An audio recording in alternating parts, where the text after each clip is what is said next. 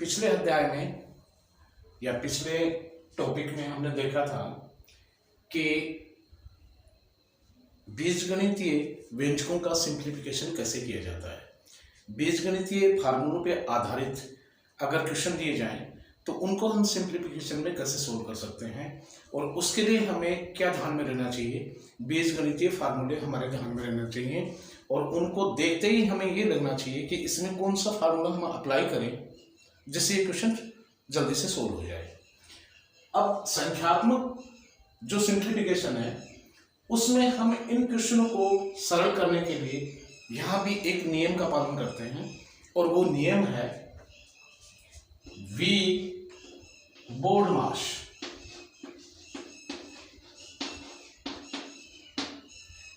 इन संख्यात्मक क्वेश्चनों का या भिन्नों का या संख्यात्मक जो सरलीकरण है, सिंप्लीफिकेशन है, उसको सरल करने के लिए हम वी बोर्डमास नियम का रूल इसमें अपनाते हैं। और वी बोर्डमास क्या चीज है?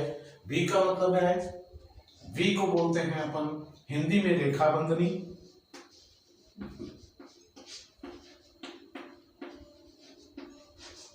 इंग्लिश में इसको कहा जाता है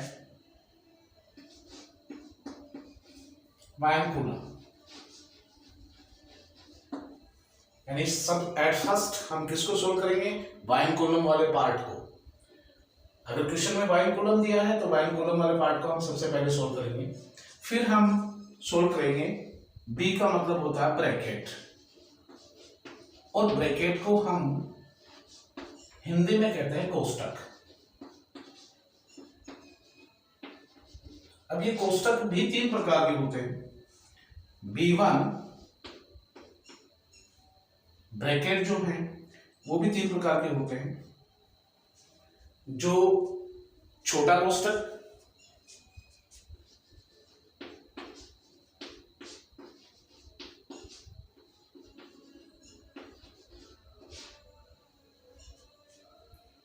B2 होता है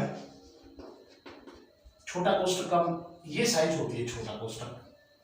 B2 होता है मझला कोष्टक,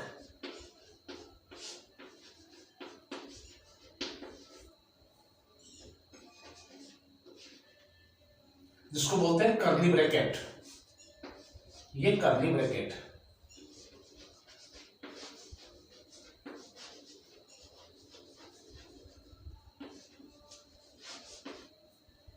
फिर होता है B3 बड़ा कोष्टक,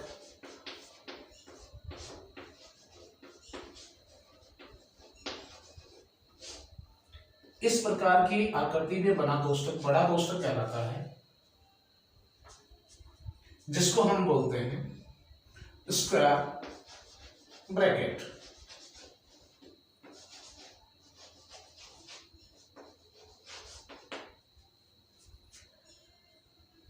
इसको बोलते हैं सर्कुलम ब्रैकेट।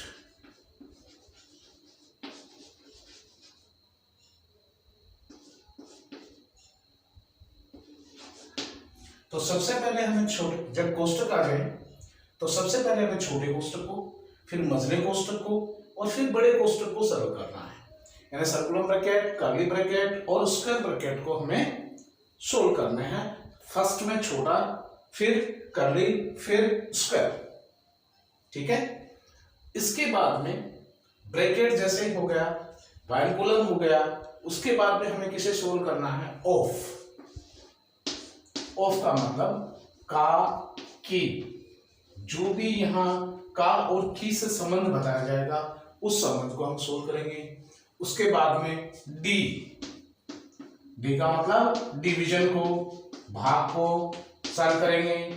उसके बाद में हम एम मल्टीप्लिकेशन को सॉल्व करेंगे।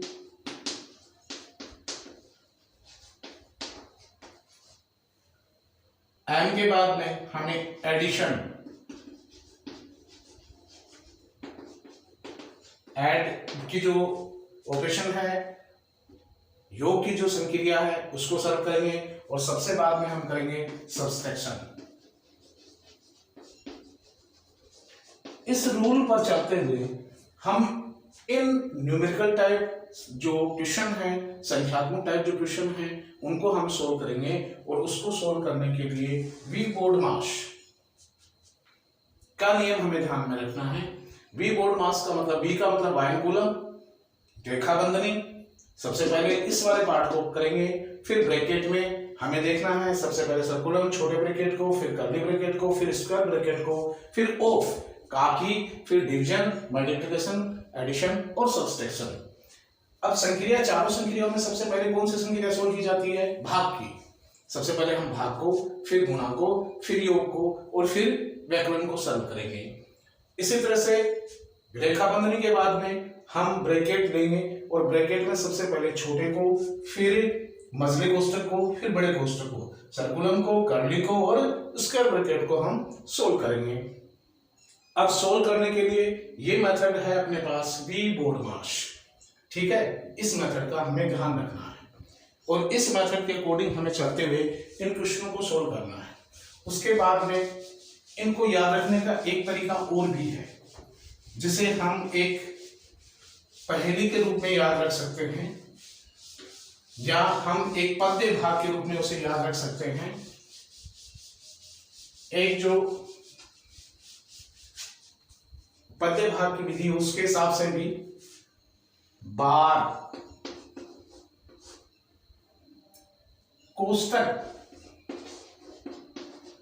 बार कोष्ठक का को मेटिए, को मिटाइए या मेटिए, पीछे भागा का, पीछे भागा का। हिंदी वाले स्टूडेंट इसको याद रख सकते हैं, बार कोष्ठक का को मिटाइए, पीछे भागा का।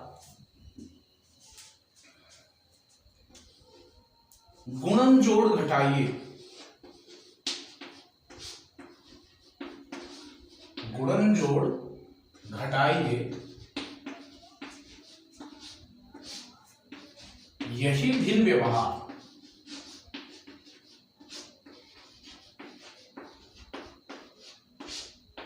यानी कि जो फ्रैक्शंस होते हैं, भिन्न जो होती हैं, इनमें ज्यादातर भिन्नों का प्रयोग किया जाता है। ऐसे सवालों में हम ज्यादातर भिन्नें होंगी हमारे पास, जो दशमलव भिन्न हो सकती हैं, डेसिमल फ्रैक्शन हो सकते हैं, नॉर्मल फ्रैक्शन हो सकती है। और इन फ्रैक्शनों को जो इनका जो बिहेव है, इनको सोल्व करने का जो बिहेव है वो इसी नियम से बंधा हुआ है। यदि इस नियम को छोड़ करके हम दूसरे तरीके से या अपने तरीके से इनको करना चाहेंगे तो ये अपना सही आंसर नहीं देंगे। तो बार कोष्ठक का को मिटाइए, पीछे भागाकार, गुणन जोड़ घटाइए, यही भिन्न व्यवहार। यानी कि सबसे पहले आपको जो वायुकूलम है, रेखा बंधनी है, उसको, फिर कोष्ठक में सबसे पहले छोटे को, फिर मझले को, फिर बड़े कोष्ठक को, फिर का शब्द का जहां इस्तेमाल हो रहा है उस का शब्द को आपको सोल्व करना है, का की जो भी लगा है।